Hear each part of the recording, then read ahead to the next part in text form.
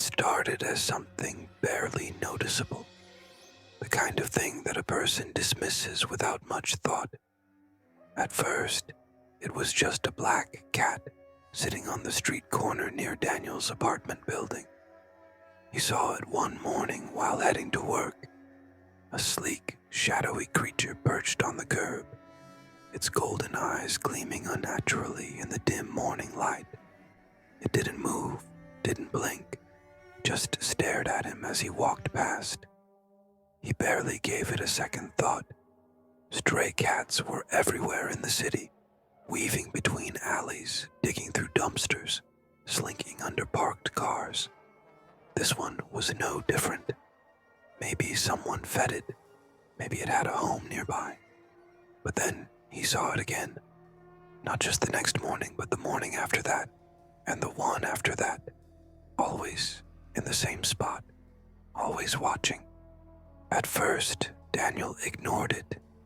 He was a rational man, someone who lived in the real world of deadlines, paychecks, and emails, not the world of superstition and nonsense. He had no patience for old wives' tales about black cats being bad luck, harbingers of doom, or whatever other nonsense people whispered about them. But by the end of the week, something gnawed at him. It wasn't just that the cat was always there. It was that it was always watching. Every morning its golden eyes tracked his movements with unsettling intensity, as though it were waiting for something. Sometimes, even when he passed by and turned the corner, he felt that gaze boring into his back. A simple stray shouldn't have made him uncomfortable, yet it did. By the second week, the feeling of unease deepened. He started noticing the cat in other places, farther from his apartment, sometimes near his office, sometimes near the coffee shop where he stopped every morning. It was always at a distance, always silent, always watching. The city was full of black cats, he told himself. This was just paranoia. He worked long hours, barely slept, and probably needed a vacation. But in the pit of his stomach, a quiet dread had begun to grow. It followed him. There was no other explanation. The realization sank into him like a slow poison, making his pulse quicken every time he glimpsed those golden eyes. The cat should not have been there, and yet it was. One evening, as he left his office late, he saw it waiting for him outside the building. He stopped cold. The streets were nearly empty, save for the occasional flickering streetlight and the hum of distant traffic. The cat sat motionless in the middle of the sidewalk, staring. Daniel's breath caught. He didn't know why. It was just a cat, just a stupid, ordinary cat. But his hands trembled as he shoved them into his pockets and walked past it, forcing himself not to look, not to acknowledge it. The air felt heavier around him, like the night itself had thickened, pressing in. That was the first night he had trouble sleeping. When he finally drifted off, his dreams were filled with golden eyes, watching from the darkness, unblinking, waiting. By the third week, he couldn't ignore it anymore. The cat wasn't just appearing on his way to work or outside his office. It was appearing in places it shouldn't be. Once, he saw it across the street from the cafe where he had lunch with his coworkers. Another time, it was sitting in the alley behind his building, barely visible in the shadows. One night, he caught a glimpse of it outside his bedroom window, on the third floor. His stomach turned when he saw its glowing eyes staring in at him, unblinking. His hands clenched around the windowsill. He shut the curtains so violently that the fabric ripped, but even then, he swore he could feel its gaze burning through the walls. His world had become a prison of unseen eyes. It was always watching. It would always be watching. And somehow, he knew it wasn't going to stop. Daniel's days became a blur of paranoia and exhaustion. The infected his thoughts, seeping into the cracks of his mind like a slow-moving poison. He could no longer pretend it was a coincidence, no longer rationalize its presence. It was following him. But more than that, something was wrong with the way it moved, the way it appeared. One evening as he rode the subway home, he spotted it again. The train car was nearly empty, the overhead lights buzzing softly. He had taken a seat near the back, head tilted against the window, eyes half-lidded from lack of sleep. Then, in the reflection of the glass, he saw it, a sleek black shape sitting at the far end of the car. His breath hitched. He turned his head sharply. Nothing. The seat was empty. His heart thudded against his ribs. He sucked in a breath, forced himself to look back at the window. The cat was still there. Its golden eyes burned in the reflection, watching him. He shot out of his seat, gripping the metal pole for support. His skin was clammy, a cold sweat prickling the back of his neck. It wasn't possible. It couldn't be there. The subway rumbled into the next station, doors sliding open with a mechanical hiss. Daniel stumbled out, pushing past a confused commuter. He turned once, just to be sure. Nothing. The cat was gone, but the unease lingered like a stain. That night he locked every window, bolted the front door, and left the lights on.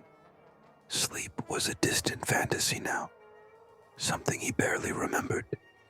The feeling of being watched had sunk into his bones, wrapping itself around his ribs like a tightening vice. And then, the worst of it began.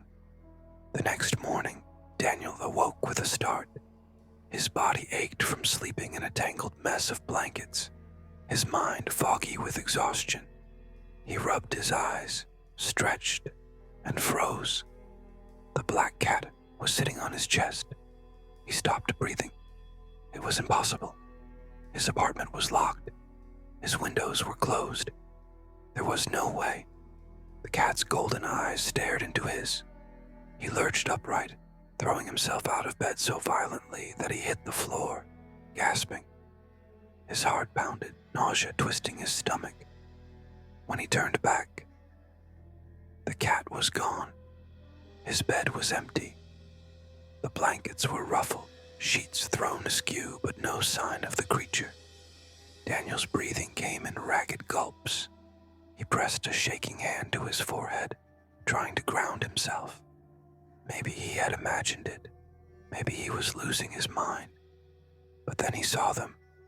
Footprints, small, wet paw prints, leading from his bed to the door. Daniel scrambled to his feet, yanking open the door, heart hammering so hard, it drowned out everything else. He expected to see the cat in the hallway, expected to find it sitting there, waiting. But the hall was empty. He checked the front door. The locks were still in place. The windows were shut, latched tight. There was no possible way anything could have gotten inside. And yet, something had. Something that wasn't just watching him anymore. From that point on, reality began to unravel.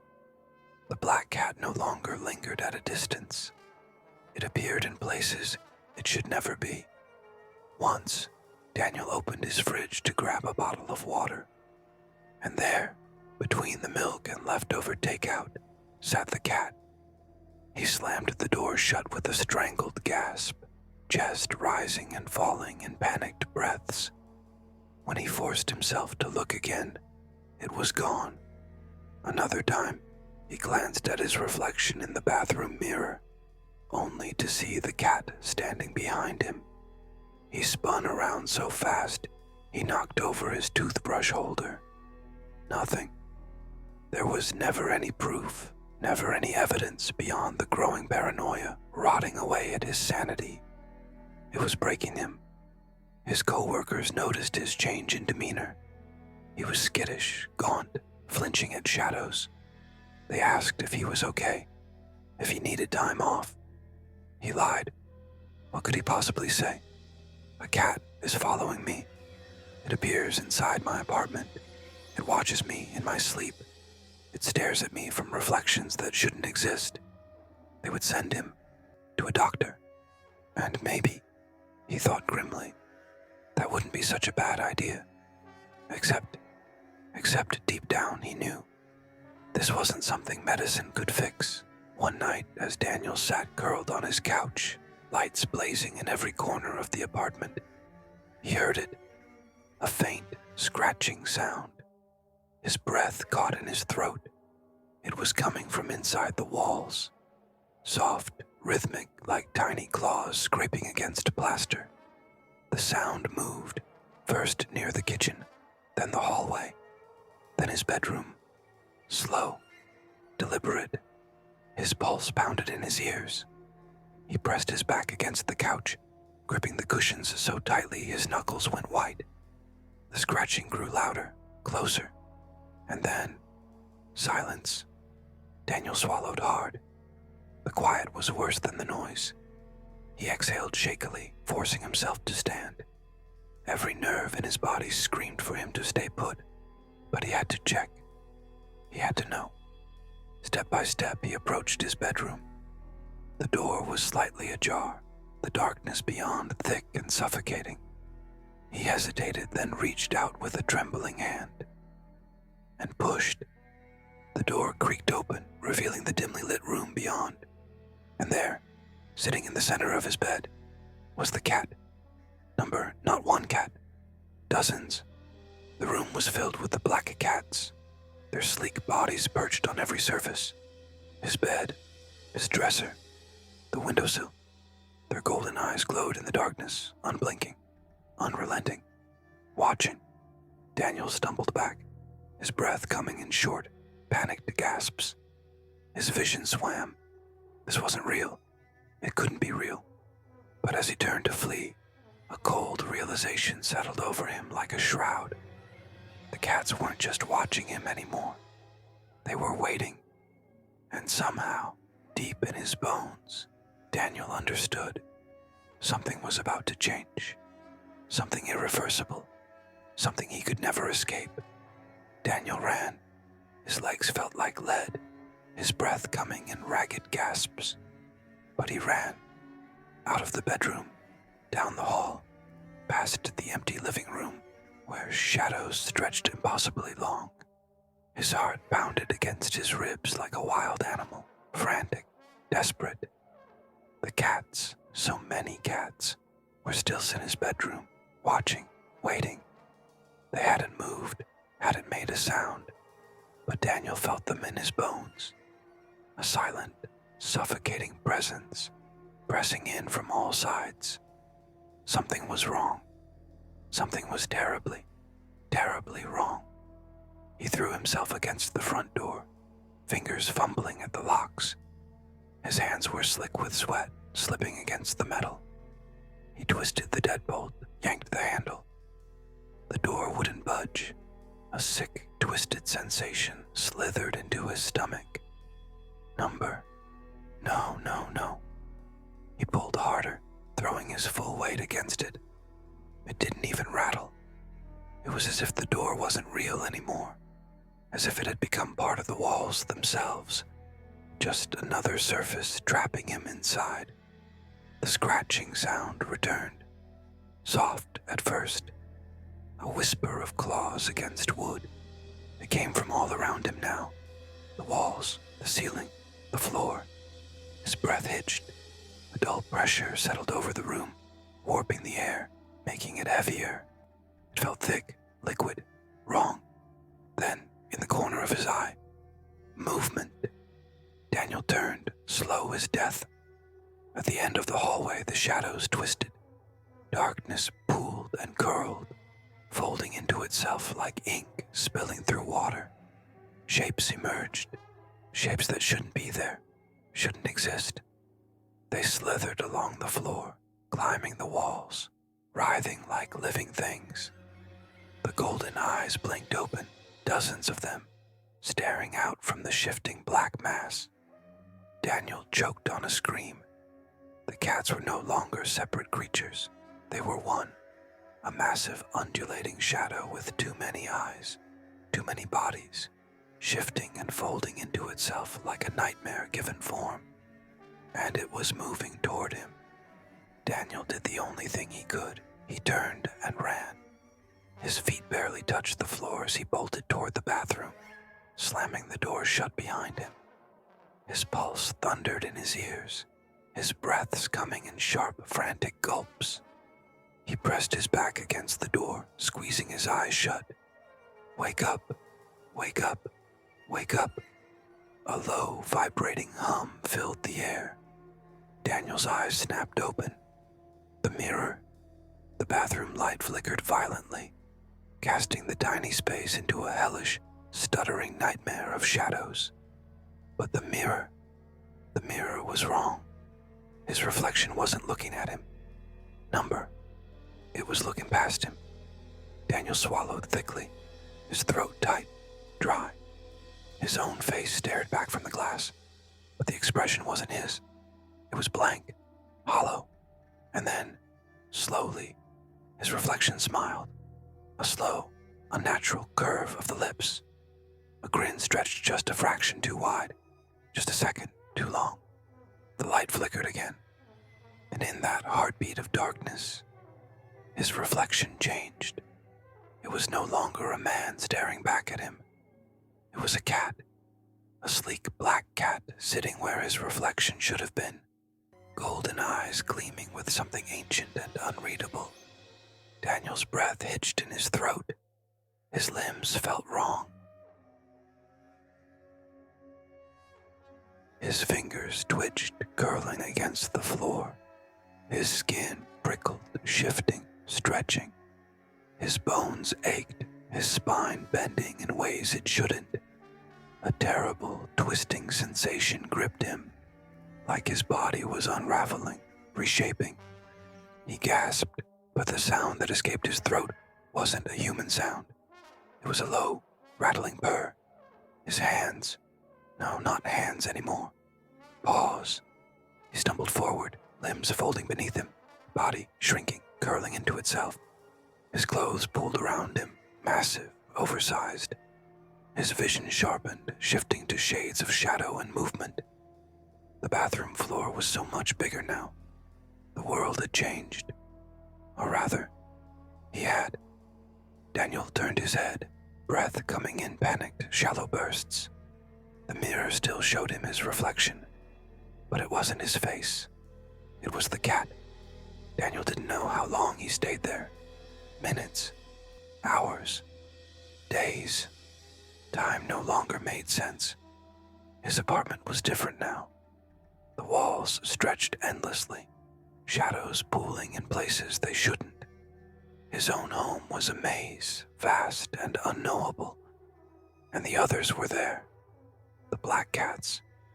They watched him, golden eyes glowing in the darkness, their silent stares filled with something unreadable, understanding, expectation. And Daniel understood too. He had taken the place of the one before him. He was the new watcher now. Somewhere, far beyond the walls of his own home, another man was walking to work, living his ordinary life. And Daniel would follow him, watching, waiting, silent, just like the cat had done to him, because that was the way it had always been, and that was the way it would always be, forever.